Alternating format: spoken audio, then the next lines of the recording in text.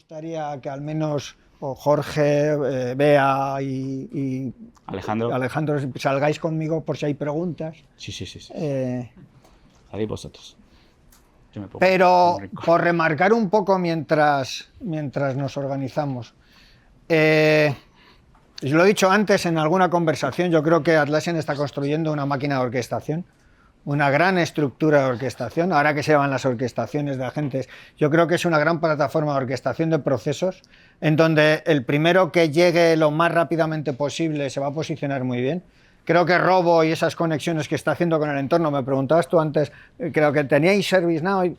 Fíjate cómo ahora a lo mejor se abren caminos que uno no pensaba antes, y es que va a haber conectores. La semana pasada en LinkedIn, Sheriff Mansour anunciaba como 40 conectores nuevos de Robo con el entorno. Zendesk, ServiceNow, Dropbox, etc. Atlassian quiere ser la columna vertebral, pero no quiere ser todos los huesos del esqueleto. Pero sí ser esa columna vertebral que permita orquestar todo. Así que ahí tenemos todas las piezas necesarias y contad con nosotros para esa limpieza de datos, para ese análisis interno de los equipos, de las comunicaciones, de las organizaciones, para que todo esto funcione adecuadamente, porque es de lo que se trata. En esta parte final, a nosotros lo que nos gustaría, y por eso hemos dicho, pues vamos a salir, esas preguntas que os quedan, a nosotros, a mí, a Leo, a Antolín, a Europcar Mobility Group, preguntad qué queréis, qué dudas tenéis. Adelante. Yo tengo dos. Una, como licencia, si va por licencia, y otra si es capaz de generar acciones. Entonces, por ejemplo, tenemos nuestro propio chatbot interno enganchado a Jira para temas de services, consulta de tickets y la apertura de algunos, que es muy práctico y genera un buen resultado para el usuario, y pues se van un poco. Sí, la parte de licencias. La parte de licencia por el global de usuarios. ¿De software o de services? De toda tu instalación Atlassian. O sea, va distinto. No es, al ser un producto distinto, licencia por instalación global. Por instancia global. Si tienes instancias separadas, globales, cada instancia global licenciaría Globo de una manera. Y luego Robo. Hay que diferenciar Robo de Atlassian Intelligence. Digamos que por un lado está Atlassian Intelligence, que viene incorporado en Enterprise, y aquí corrígeme tú que lo manejas mejor que yo. Y Atlassian Intelligence te da ciertas features de inteligencia artificial directamente sin necesidad de Robo. Sí. ¿Vale? Yo qué sé, resumen de tickets, sí, los virtual agents, agents para la parte de soporte y demás. Ahora, cuando metes Robo, que esto es una cosa importante, Robo es independiente a la plataforma, es otro producto, ¿vale? Aunque se licencia luego por los usuarios que tengas en plataforma. Puedes generar acciones. De hecho, hace poco hemos estado haciendo un ejemplo con un cliente en el que nos pedía ciertos perfiles poder buscar información en Confluence directamente con el agente, y si la gente no encontraba la información, que le abriese la posibilidad de crear un ticket, y te pone un botón directamente en página. Y yo qué sé, hicimos el ejemplo, aparte utilizamos la plataforma nuestra, pues no sé qué, de Project Track, que sabíamos que iba a encontrar algo así, no encuentra algo de Project Track en esa instancia, y empezó a devolver la información. Le hicimos una pregunta de Omnis, que por suerte no encontramos nada en nuestro Confluence, y por suerte no. Estaban todos identificados. Y estaba así. Estaban todos los ovnis identificados. Sí, no. Y le poníamos el botón, le das a crear, y de hecho, en función de la pregunta que tú hubieses hecho, ya te preparaba el summary, la descripción para dar de alta el ticket. Entonces, sí, es algo que... De hecho, las acciones es una de esas cosas que forman parte de la gente. Cuando vas a definir a la gente, puedes simplemente consultar información y a la hora del prompt decirle cómo quieres la información, pero luego puedes definir, tienes una parte inferior, digamos, donde defines las acciones. Hay que definir el contexto, o tienes ciertas cosas a la hora de definir el agente. Preguntas para Alejandro, para Beatriz, para Jorge. ¿Tenéis algunas? Aprovechad. Vale, yo sería más para Beatriz. En la implantación que habéis hecho, que bueno, enhorabuena porque haya funcionado y espero que llegue para todas las casas que faltan. Entiendo que os habéis enfrentado a la hora de estandarizar procesos, ¿no? Implementación de procesos en equipos que hacían soporte por niveles contra otros que hacían soporte por actividad o por competencias, front office y back office. ¿Habéis seguido alguna estrategia específica para para afrontar la gente que estaba muy resistente a este cambio, para implementar procesos nuevos, hacerles este tipo de cambios? Bueno, Yo creo que en ese caso lo que más resultados nos ha dado, sí que, pues como comentaba, empezamos a lo mejor con formaciones globales, pero luego hemos ido a los equipos, de sentarnos directamente y decir, a ver, ¿cómo estás trabajando? ¿Qué estás viendo? ¿Cómo lo tienes? Y cómo lo tienes, y dar consejos de, oye, pues yo lo pondría así para que te salga mejor. y hilando con esto, me ha sorprendido que hayas sido capaces de poder medir cómo hacíais las cosas antes de implementar procesos medibles y contra el después, que para mí eso, yo he visto como a lo largo de los años, pues han muerto y han renacido equipos de PMO, y muchas veces se han muerto por no ser capaces de medir. Entonces, claro, ¿cómo habéis conseguido medir el caos anterior para poder comparar con nosotros? Es que para mí la clave es que hemos preguntado mucho a inicio y de forma estructurada. Con el Design Thinking cogimos un montón de datos que tenemos recabados, con muchos formularios cogimos un montón de datos que tenemos y esa ha sido la... O sea, el trabajo previo... Estructurado desde el principio. Había mano por ahí. Hablar de Marina y esto lo que me pregunto también es para ver y fue el momento vital en el que nos encontramos en la PMA de Marine, y es nosotros estamos en el punto de tenemos un MVP que estamos trabajando con Razer con unas 30 personas, el equipo de I+D al que queremos escalar son 90, con un poco toda la complejidad que habéis explicado de necesidades muy distintas, procesos muy diferentes y demás que estamos intentando unificar, no tanto como habéis hecho en Euroscar, pero en unificar mucho. El plan de escalado, ahí es donde vemos la gran dificultad porque tienes desde la gestión del cambio, ¿no? La resistencia de unos usuarios que está aquí, otro que está aquí, los conocimientos previos que traen lo mismo. Entonces, lo hablaba antes con tu compañero, ¿cuál es la estrategia que habéis seguido al ir a dar esas formaciones a los usuarios según se van integrando en la herramienta? Porque nuestro plan es hacerlo de forma escalonada. ¿Cuál sería vuestro consejo para maximizar el éxito?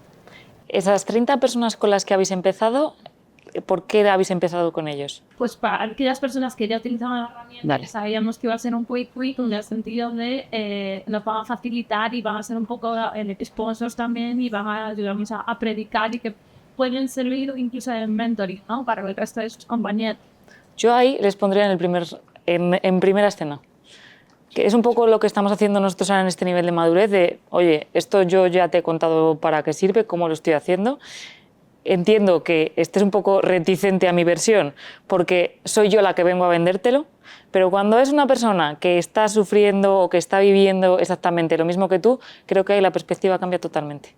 Es decir, que les atrapéis un poco en el sentido para hacer esas formaciones y que cuenten ellos desde su punto de vista y que no solo cuenten lo bueno, porque yo creo que muchas veces también hay que contar, pues oye, mira, esto no acaba de funcionar. Sí, yo creo que de alguna manera es convertir a esos key users o esos con los que convertirles en los influencers de tu solución. Y iba a preguntar yo eso porque me imagino vosotros tenéis el mismo problema. ¿Cómo lo veis? Sí.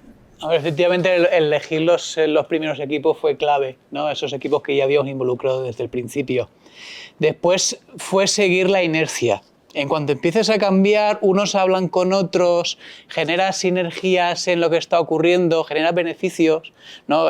Algunos lo vendías con, mira, ahora vas a tener estas automatizaciones, o estas métricas que ves que todo el mundo está mirando, puedes entrar si te cambiamos el workflow. Es decir, hubo una parte ahí de que el movimiento generaba movimiento. Obviamente, quedaba un grupo de galos que no querían cambiar al final, que cada uno hubo que tratar distinto, ¿no? Según sus necesidades. Pero sí que usamos mucho la inercia que generaba ese cambio. Siempre va a haber gatos. Yo llevo muchos años. Son irreductibles y harán un cómic. Como el pueblo de Asterix. Tal cual. ¿Más preguntas? Yo tengo una para Bea y otra para Jorge. Oh. Rápidas. Te había comentado antes un poco de si habéis hecho el estudio del retorno de la inversión. O sea, de hecho, esta inversión, esta implantación, me ha ahorrado un 80 o 70% del tiempo de ingeniero software. Si se lo habéis presentado a dirección, de decir, oye, me ha ahorrado tanto. Y esto para que veas que ha merecido la pena. de forma que C-Level los siga apoyando para seguir haciendo muchas cosas.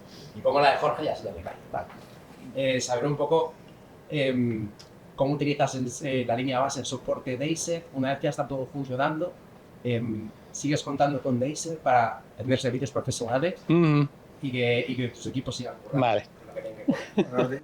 Para el tema de las licencias lo hemos hecho y de hecho ha sido la base un poco para poder crecer.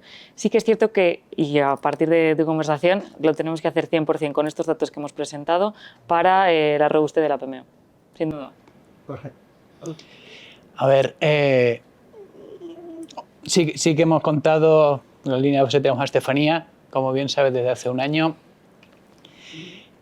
y cada vez tiene más trabajo.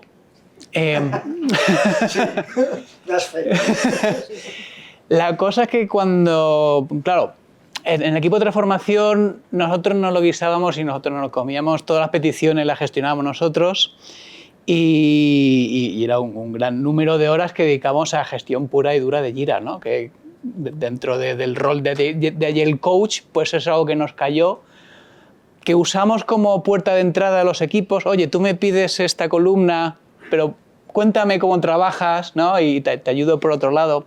Pero sí que es verdad que cuando están las cosas más estructuradas y quieres hacer ya las cosas bien, alguien que sepa más que tú es importante, ¿no? Y además estamos hablando de 1.600 usuarios, cagarla tiene un precio muy alto. O sea, dejar a 1.600 personas sin acceso a Jira o por lo que sea, a mí me pasó en los primeros días, cambié el sistema de permisos de todos los equipos de golpe y tuve a esos 1.000 personas sin trabajar fue 5 minutos, pero fue un cabro de 5 minutos.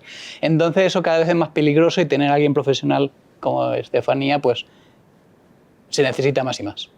Yo en la primera, en la que ha dicho Rafa de la presentación, lo hemos hablado Leo y yo. Cuando he empezado a ver esas cifras, digo, joder, es carne de caso Atlassian. O sea, porque lo que primero que mira Atlassian a la hora de presentar un caso a nivel internacional son datos. Datos de mejora. Datos claros, no lo cualitativo, que está muy bien, porque está muy bien, pero lo cuantitativo cada vez más. ¿En cuánto ha mejorado?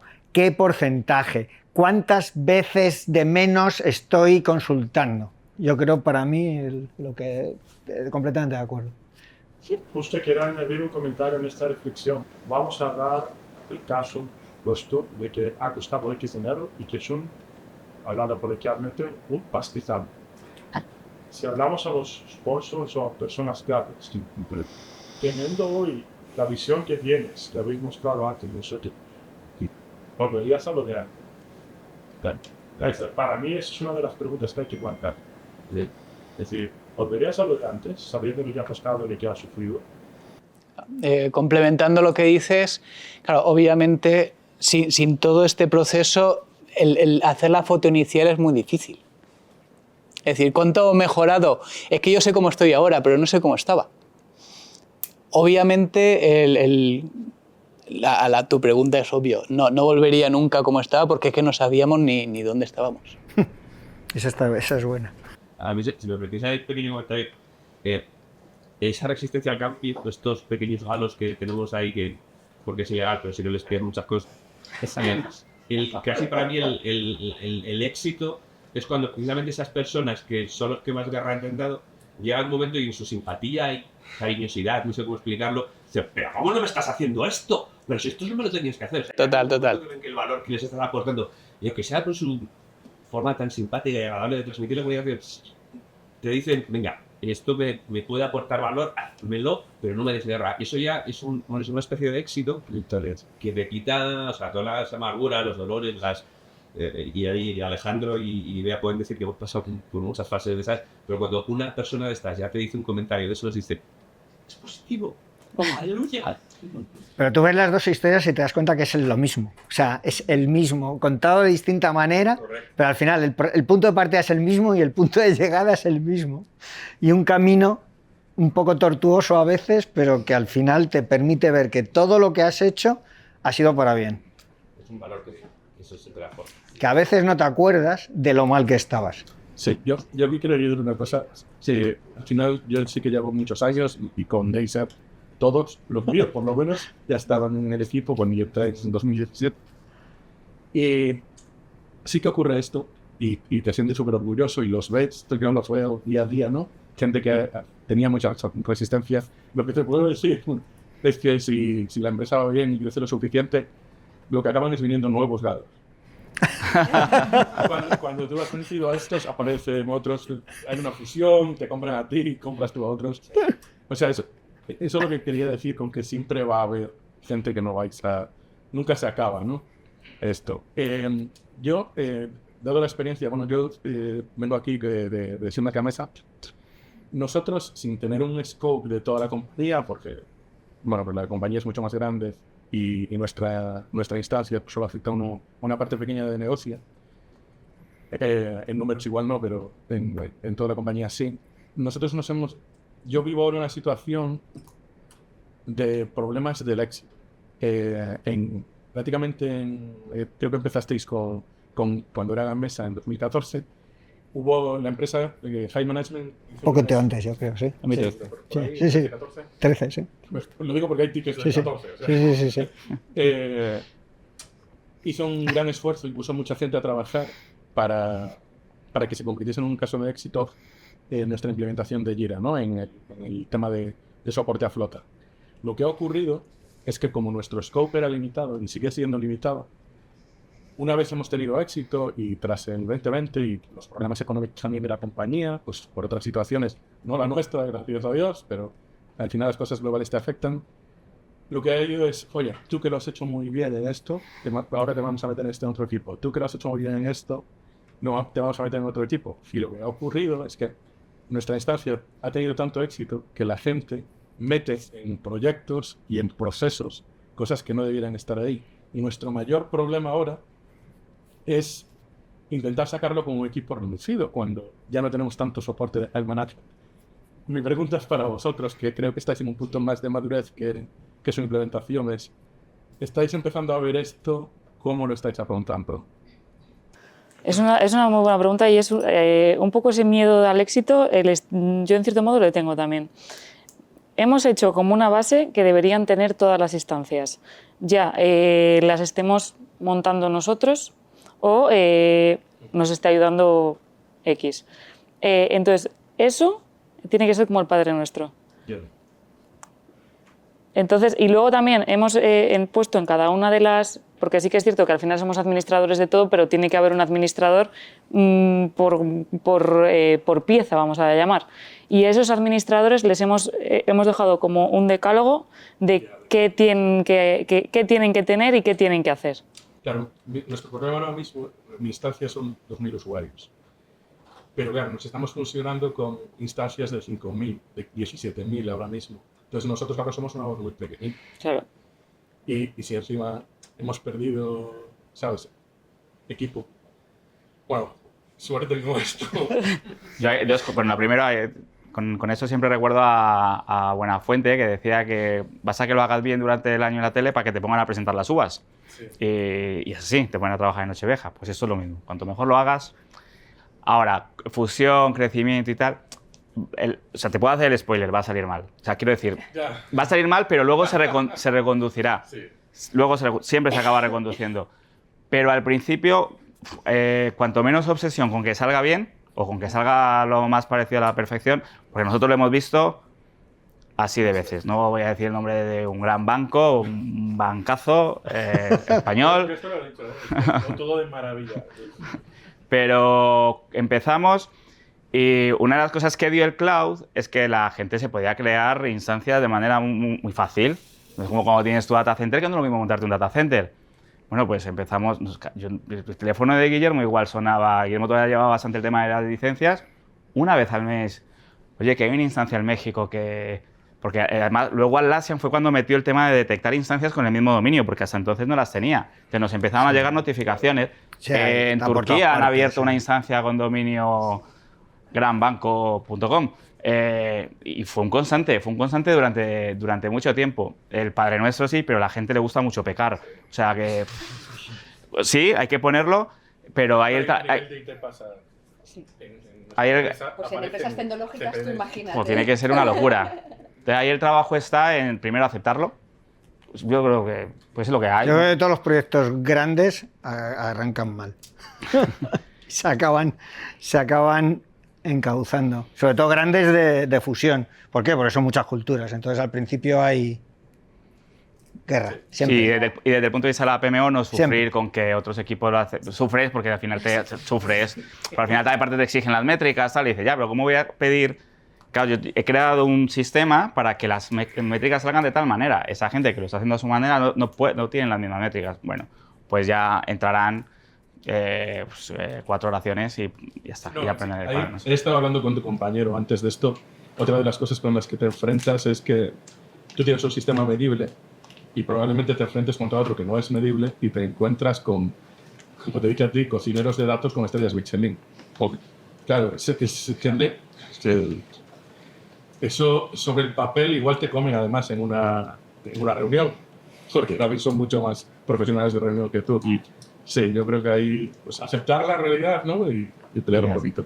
¿Ibas a decir algo más? Sí, yo iba a decir una cosa. Antes cuando has comentado lo del tema del sponsor de arriba y todas esas cosas, mi experiencia es que muchas veces eso es negativo.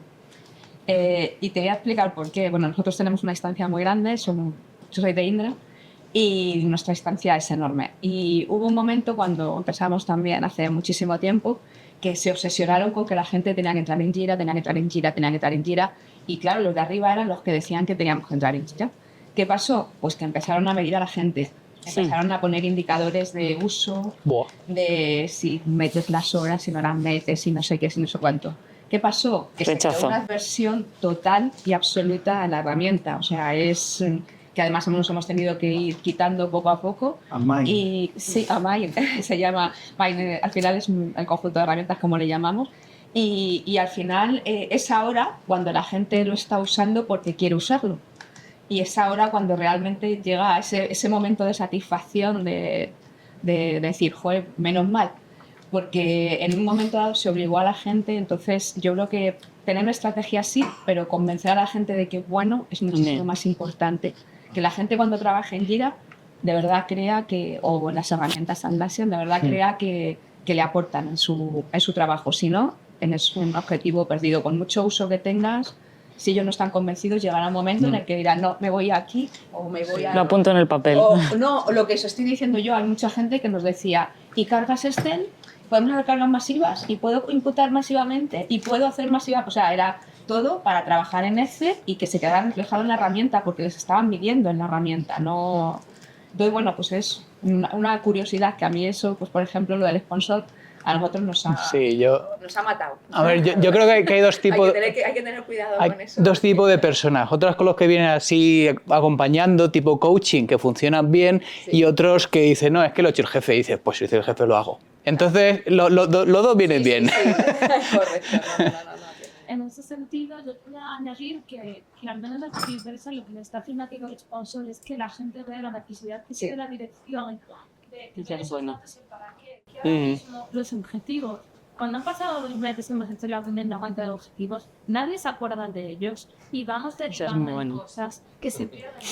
La dirección no tiene forma de ir hablando con cada uno de, oye, en esta tarea que estás haciendo no sé qué, está ligada. Entonces, hay una necesidad por parte de la dirección que es innegable de necesito saber hacia dónde va mi barco y no tengo esa visión. Entonces, en ese momento es cuando la dirección no dice, yo no estoy diciendo que herramienta, yo estoy diciendo que esto es una necesidad de compañía. Sí. Y esta es la herramienta que hemos elegido para que vosotros entendáis por qué necesitamos que lo uséis. No queremos fiscalizar a la gente, queremos ir hacia el buen rumbo y no desviarnos. Este es un poco el mensaje que se está intentando dar también a nivel de mi compañía para que los más reticentes también, y cuando hay agua lo puedes medir, siempre hay miedo de vida, ¿no? Es como, los datos eso se pueden usar en mi es que luego la medición es la gente si se echa para atrás. Ese miedo lo hay. Yo creo que también es cuestión de cultura de la empresa. La mía, farmacéutica, trabajaba aquí en Madrid, es una situación parecida a la que acabamos de dar. El papel que juega el sponsor es justo para dar esa visión y explicar esa necesidad para que no piensen, aquí vienen esos frikis con su super herramienta tal. ¿Qué me vas a contar a mí? Yo tengo mis así. Ya está, Juan. Nota relacionada. Me ha gustado mucho tu ejemplo porque al final es que predicas con el ejemplo desde arriba, que es para mí un poco es lema de decir yo te estoy pidiendo esto pero también lo estoy haciendo, y si eso al final consigues que se haga desde pues nivel CEO, de decir oye, estoy trabajando con Jira y yo estoy trabajando en Jira para conseguir esto y por eso te lo estoy pidiendo, me parece estupendo. Estamos con el MVP con Jira y a su vez el mes que viene arrancamos con el MVP de OKR, de esa medición de los equipos y demás, para ver esa conexión y que la gente, y enseñárselo a la gente, esto es lo que podemos consumir y esto es lo que queremos, no para este MVP, lo queremos para el resto de la compañía. Muy chulo. Estoy aprovechando hasta que nos echen, ¿eh? O sea, que aprovechar. Yo estoy mirando de reojillo. Por aquí. Sí, se estoy viendo una mano ahí, por eso. Quería hacer una pregunta, quizás, creo que los demás estáis ya un poco avanzados con la implementación. A los inicios, ¿no? Me voy a remitir de toda esta conexión entre las empresas y Deiser. Nosotros estamos empezando hemos hecho algunas consultas el año pasado y empezaremos ahora, seguiremos con la implementación Jira, Confluence, transformación de metodologías, etcétera, etcétera. Soy una empresa que eran muy poquitos, hace 4 o 5 años eran 15 personas. Estamos creciendo, pasamos de una startup a una mediana empresa. Nuestra visión es crecer mucho más. Mi pregunta es, quería saber un poco el punto de vista desde los dos lados, si es necesaria una persona dedicada al 100% a esta implementación. ¿Por qué pregunto esto? Estamos en una empresa muy pequeña, se están creando áreas, antes no había áreas, entonces se ha creado un área de PMO, pero en este área de PMO somos 3 project managers. Estoy yo que tengo experiencia en la implementación, pero nos dedicamos en teoría solamente a la gestión de proyectos de cliente. Entonces, a veces estamos un poco como a medias. Sí, hay que implementar esto, pero ¿quién se ocupa? No hay tiempo. Entonces, ¿consideráis o cuánto es necesario consideráis que haya una persona dedicada al 100%? Quizás en empresas muy grandes es un sí rotundo y empresas a lo mejor que eran más familiares, habéis empezado ya con una PMO en organización, en la gestión de proyectos de clientes, o no sé cómo lo... Yo aquí, me parece buena pregunta, te voy a dar mi punto de vista, pero como también está mi jefe, pues que te dé también el suyo. A ver, Que se abre otro debate. Desde mi punto de vista, no sé si al 100%, porque al final, pues evidentemente todos sabemos que es lo ideal, pero sí que tiene que haber una persona que por lo menos centralice todo lo que está pasando a nivel de un caso de uso. Me parece, aunque luego a lo mejor derive tareas, gestione hilos, por decirlo de alguna manera, pero tiene que tener el conocimiento común.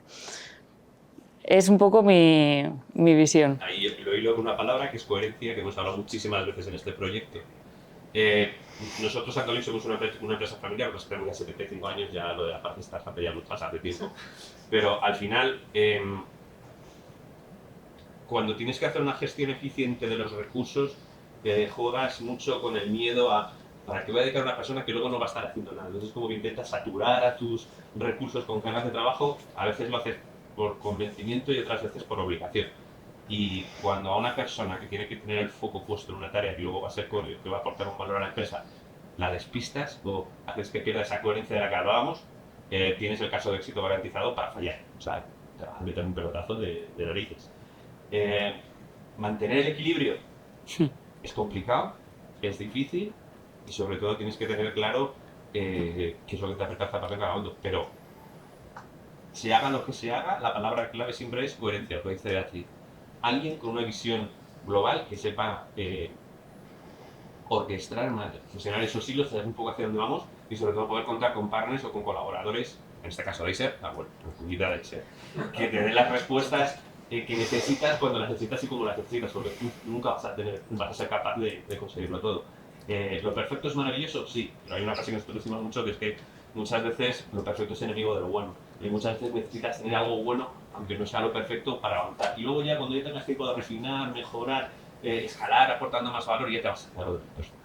Pero bueno, yo, coherencia. Que ahora te decía una cosa que te era dando. Sara, perdona, sí. Disculpa. No. Viste que queréis los planes crecer. Sí, bueno, estamos en ello ya, pero el objetivo a 3 años no mencionado. Perfecto. Para crecer hace falta estructura. Para estructurar hace falta. Total. Vas a estructurar para poder construir sobre esos cimientos si no tienes una persona focal. Y otra cosa que os lo digo porque yo lo padezco, pero así de bien. Una cosa que está muy infravalorada. País. Joder. Sí.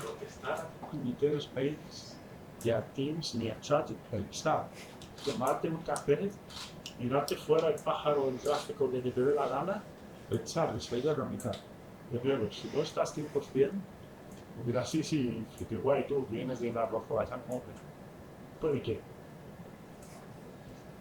Pero tenemos esas inquietudes de, Domingos, ¿cómo la haría yo si fuera un profe chileno? Sí.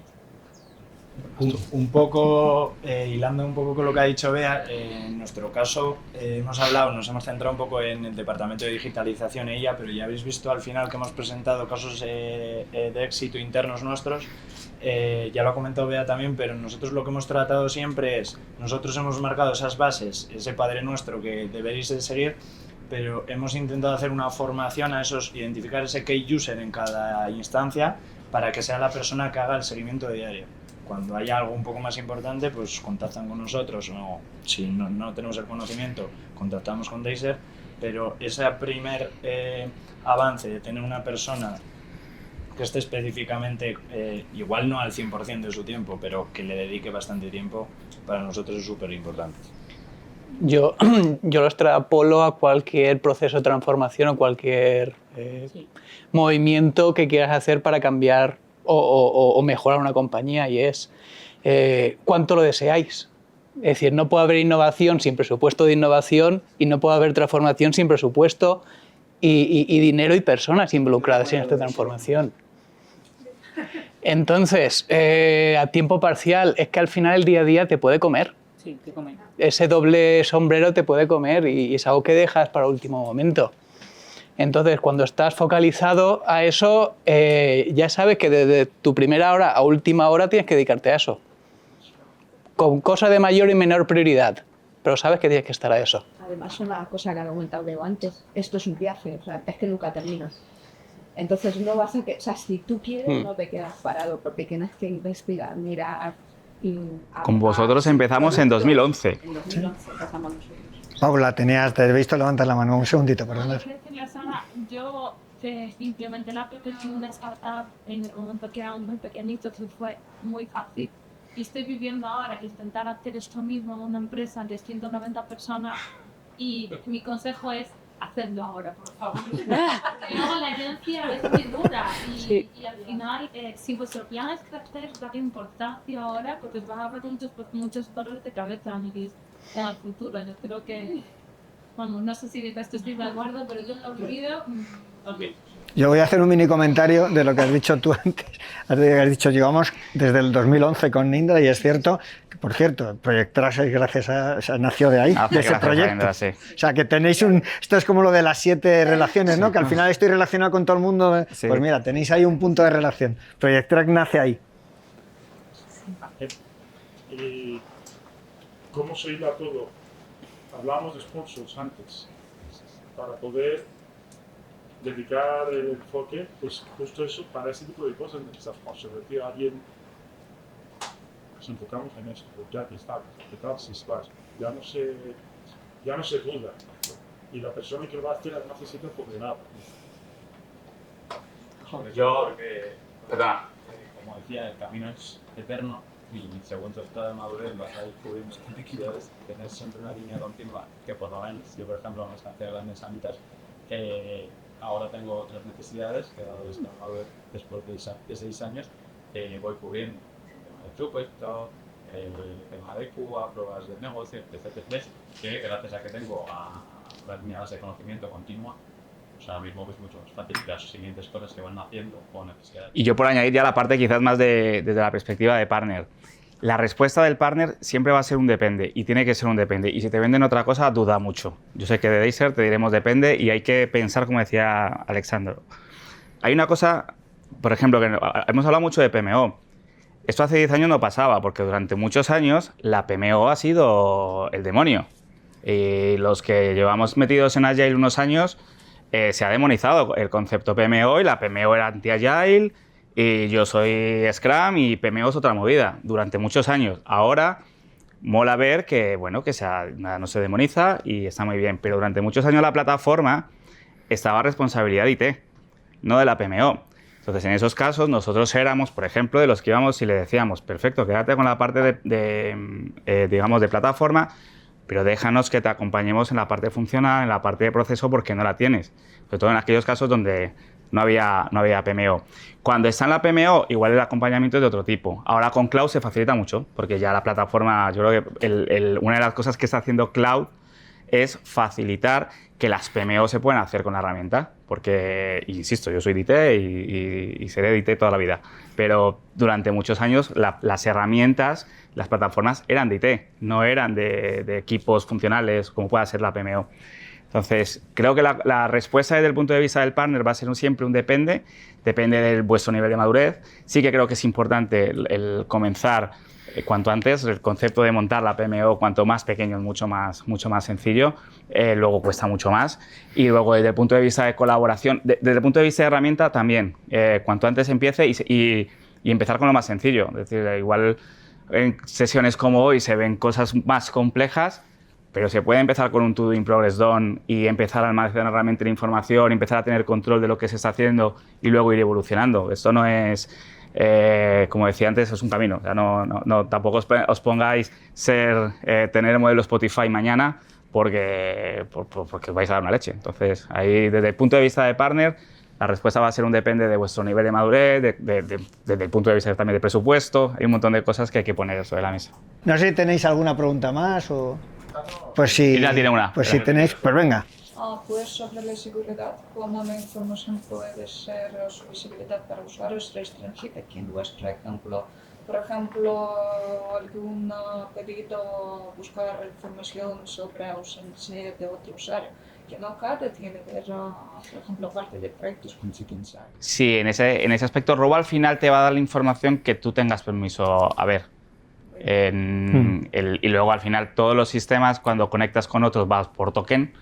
Al final el token que te den o el token que tengas, pues para poder ver una información u otra. En ese caso, el ejemplo bueno, aparte de que nosotros en Deiser todo el tema de ausencias y demás sí que es visible en todos los equipos, pero si no, si lo hicierais por ejemplo vosotros y conectáis con otro sistema, el token del usuario, de hecho el propio usuario seguramente se pase y la información que pueda ver el usuario.